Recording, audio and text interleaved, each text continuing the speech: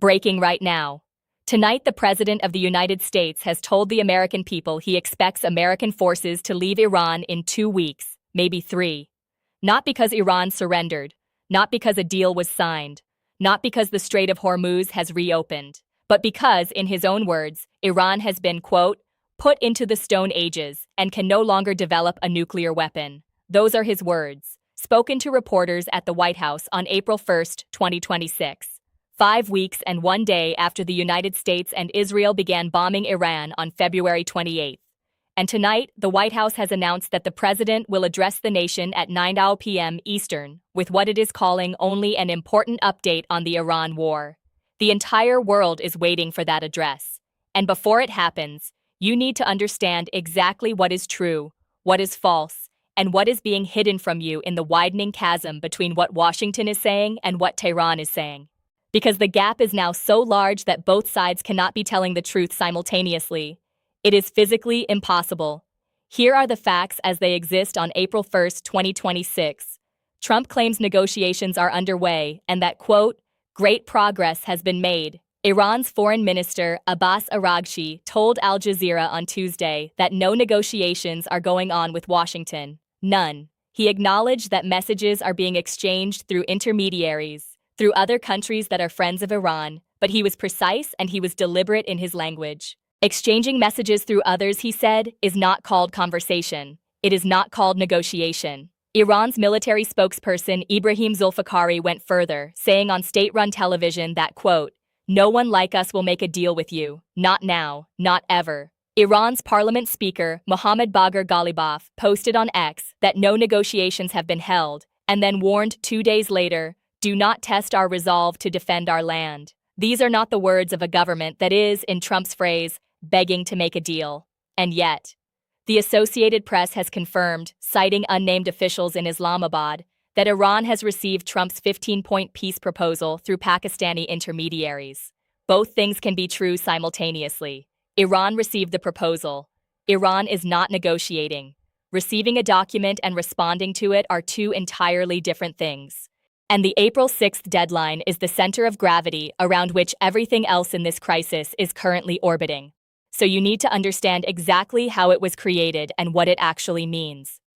On March 21st, Trump gave Iran 48 hours to reopen the Strait of Hormuz or face strikes on its energy infrastructure. Iran did not comply. On March 23rd, Trump extended the deadline to March 27th. Less than 24 hours before that deadline expired, Trump extended it again to April 6th, citing negotiations with Iran as the reason. Each time the deadline has moved, the same explanation has been offered. Each time the deadline moved, Iran has denied that negotiations were occurring. What this pattern tells you is not that Trump is lying and not that Iran is lying, but that something is happening in the space between official statements that neither government is willing to fully describe in public. Messages are moving. Intermediaries are active. Pakistan has offered to host talks. Pakistani Prime Minister Shehbaz Sharif announced his country's willingness to facilitate negotiations, and Trump shared a screenshot of that offer on his Truth Social account, which is a form of endorsement that carries diplomatic weight even when it is not labeled as such. The Strait of Hormuz is the wound that is bleeding the global economy, and it is worth spending time understanding precisely why, because the numbers are not abstract. The strait carries approximately 20% of global oil and liquefied natural gas. Iran blocked it in early March 2026 using naval mines, coastal missile batteries, and drone swarms, a combination that the Peterson Institute for International Economics described as, quote, holding the global economy hostage. Approximately 150 oil and LNG tankers are currently stranded. Asian economies that relied on Gulf oil transiting Hormuz are urgently seeking alternative supplies. The average price of gasoline in the United States crossed $4 per gallon on April 1st for the first time since 2022, a politically devastating number for any sitting American president. Brent crude jumped to approximately $134 per barrel in early March, its highest level in over a year. Stock markets had their worst quarter since 2022. And the Organization for Economic Cooperation and Development maintained its global growth forecast at 2.9% for 2026, only by cutting its outlook for Europe, which is itself a significant downgrade. The economic pressure is not theoretical. It is at the gas pump. It is in airline ticket prices. It is in the quarterly statements of companies whose supply chains run through the Gulf. Russia is watching this with a financial calm that the numbers explain completely. Before the Iran crisis, Russia's energy revenues were in free fall. Oil export earnings had fallen below $10 billion in February. The Kremlin was reportedly preparing 10% cuts to all non-security spending. The Trump administration's easing of sanctions on Russia, which occurred as part of an unrelated diplomatic track, could not have arrived at a better moment for Moscow's budget. According to the KSE Institute, Russia could receive between $45 billion and $151 billion in additional budget revenues in 2026, depending on the conflict's duration, accounting for the recovery of suppressed export volumes and the narrowing of the discount on Russian crude. In January 2026, India purchased 38% of Russian crude exports. China purchased 48%. With Hormuz closed, Asian economies urgently seeking alternatives to Gulf oil are turning to Russian suppliers. Every week that the strait remains closed is a week that transfers wealth from the global economy to Moscow. The Peterson Institute put it plainly, quote, "Russia and China are winning the war in Iran not by fighting it, but by watching it. Their silence is strategic, not accidental." The Washington Post confirmed 3 weeks ago, citing U.S. officials, that Russia is providing Iran with targeting information to attack American forces in the Middle East. Britain's defense chief cited UK intelligence indicating that Russia had not only provided Iran with intelligence, but had provided training before the war began, saying publicly that he saw, quote, "the hidden hand of Putin behind Iran's war effort." Fox Business reported that Gordon Chang of the Gatestone Institute warned that China and Russia almost certainly supplied the information Iran used to target a U.S. E-3 Sentry AWACS aircraft at Prince Sultan Air Base in Saudi Arabia. An AWACS aircraft is not a minor asset. It is an airborne warning and control system, the platform that coordinates air defense and tracks every aircraft in a theater of operations. Losing one is what military analysts call a grievous loss. This is the intelligence dimension of the conflict that is not being discussed in the headlines about deal deadlines and presidential speeches. The 3 countries that Washington has identified as its primary strategic adversaries are cooperating against American forces in a hot war, and the cooperation is documented. The human cost by April 1st is documented by NBC News. More than 3,000 people have been killed across the Middle East since February 28th. In Iran, Israeli and American strikes have killed more than 1,100 people, according to the country's deputy health minister. At least 200 people have been killed in Lebanon. 19 people have died in Israel. 13 U.S. service members have been killed, with 2 more dying of non-combat causes. An American freelance journalist named Shelley Caddison was kidnapped in Iraq by suspected Iranian-backed militants. Iran's security forces have arrested at least 1,500 people in a domestic crackdown on dissent since the war began. A report from March 26 indicated that children as young as 12 years of age may be joining Iran's war support roles, with rights groups stating that an 11-year-old was killed while on duty at a Tehran checkpoint. These are not statistics from a conflict that is winding down. These are statistics from a conflict that is in its 5th week, with no ceasefire agreement, no signed deal, and a deadline 5 days away. NATO's position on this conflict is now becoming a crisis within the crisis. Secretary of State Marco Rubio, speaking as he departed the United States for a G7 foreign ministers meeting in France, said that the U.S. may need to, quote, reassess its relationship with NATO after the Iran war ends. He accused member states of being insufficiently supportive, specifically noting that European leaders have said the war in Iran is, quote, not their war. His counter-argument was pointed. Ukraine is not America's war, but we are contributing more than anyone else.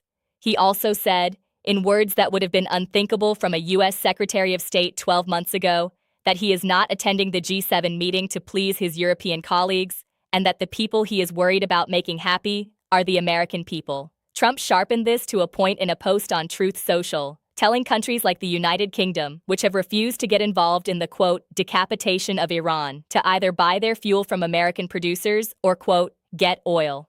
This is not an alliance operating under a shared strategic vision. This is an alliance experiencing a rupture that is being described in public by its own senior officials. The ground situation inside Iran is where the next escalation may originate. Iran's parliament speaker Ghalibaf, who Trump told the New York Post that U.S. negotiators are actually working with directly, making him publicly the most named Iranian interlocutor in the entire process, said publicly on Sunday that, quote, "The enemy is openly sending messages of negotiation and dialogue while secretly planning a ground attack." The Pentagon confirmed that 2,500 Marines and 2,500 sailors have arrived in the Middle East in recent days. Iran's ground forces commander, Brigadier General Ali Janneshat, said in a video shared by Iranian state media that every inch of Iranian territory is being protected and that all enemy movements along the borders are closely monitored with forces prepared for any scenario. Iraq's Popular Mobilization Forces were reported deployed in Iran as of March 29. The combination of American Marine deployments and Iranian statements about monitoring border movements describes an operational environment where the next incident does not require a decision from any head of state. It requires one miscalculation.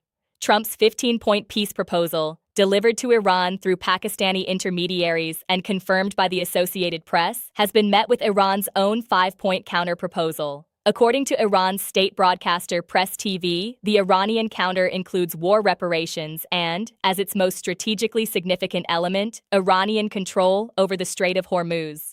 Trump himself floated on Monday the possibility that the strait could be controlled jointly by him and the Ayatollah, a suggestion that was either a serious negotiating signal or an improvised remark. And the difference between those two interpretations matters enormously for how the April 6th deadline resolves. What is documented is that Trump backed off his threat to strike Iranian energy infrastructure by saying he decided to, quote, hold back, based on the fact, quote, we're negotiating, while Iran simultaneously denied that negotiations were occurring. These two statements have existed in public simultaneously for more than a week. Neither government has resolved the contradiction. The April 6th deadline, which arrives in 5 days, is not a red line in the traditional military sense. It is the fourth version of a deadline that has already been extended 3 times. The pattern established by the previous 3 extensions tells you something important about the structure of this negotiation, which is that the deadline exists primarily as a pressure instrument rather than as a genuine operational trigger. Each extension has been justified by reference to talks that Iran denies are happening. Each extension has been accompanied by escalating rhetoric about what will happen if no deal is reached. Trump threatened to, quote, blow up all of Iran's electric generating plants, oil wells, Karg Island, and possibly all desalination plants. Legal experts quoted by Al Jazeera describe targeting those civilian sites as collective punishment, which is prohibited under the laws of war. The White House responded by saying, quote, the administration and the United States Armed Forces will always act within the confines of the law. The April 6th date may extend again, or it may not. The White House confirmed tonight's presidential address with only a few hours' notice. That address may contain the next chapter of this story. Here is what you need to watch for in the next 5 days. First, whether Trump's address tonight announces a genuine ceasefire framework, a further extension of the deadline with new conditions, or an escalation order for strikes on Iranian energy infrastructure. Second, whether Pakistan's mediation produces a format for talks that both sides can participate in without either side having to officially acknowledge that it is negotiating, which is the diplomatic structure that has ended several conflicts where direct acknowledgement of talks was politically impossible for one party. Third, whether Russia's documented intelligence support for Iranian targeting of American forces produces a direct confrontation between American and Russian assets in a theater where they are increasingly operating in close proximity. Fourth, whether the oil price at the American gas pump, now past $4 a gallon, produces sufficient domestic political pressure on the Trump administration to create urgency for a resolution that the military situation alone has not yet forced. The war that began February 28, 2026, is in its 5th week. More than 3,000 people are dead. The world's most important oil shipping route is closed. Gas prices in America are at a 2-year high. 13 American service members are dead. An American journalist has been kidnapped. Russia is providing targeting intelligence to the forces killing American troops. China is sitting silent and collecting strategic advantage. NATO is fracturing publicly. A presidential address is scheduled for tonight. An April 6th deadline is 5 days away. And the two governments at the center of this conflict cannot agree on whether they are talking to each other. Subscribe, enable notifications, share this with anyone trying to understand what is actually happening versus what is being said. We are watching the same screen. We will bring you what the headlines miss and what the official statements obscure. Drop your answers to the 3 questions below. The most analytical responses will be featured in the next video. Question A. Trump has extended his deadline 3 times, each time citing negotiations that Iran denies are occurring. When the April 6th deadline arrives, does he extend it a 4th time? Does he order the energy infrastructure strikes he has threatened? Or does tonight's presidential address change the framework entirely? Question B. Pakistan is now the most active mediator in a conflict involving the world's most powerful military. How did a country facing its own domestic pressures and economic constraints become the key intermediary in a war between the United States and Iran? And does its involvement actually increase or decrease the chances of a ceasefire? Question C. Russia is documented providing targeting intelligence to Iran while simultaneously engaging in parallel diplomacy with the United States on Ukraine. At what point does American tolerance for that dual role end? And what does the American response look like when it does?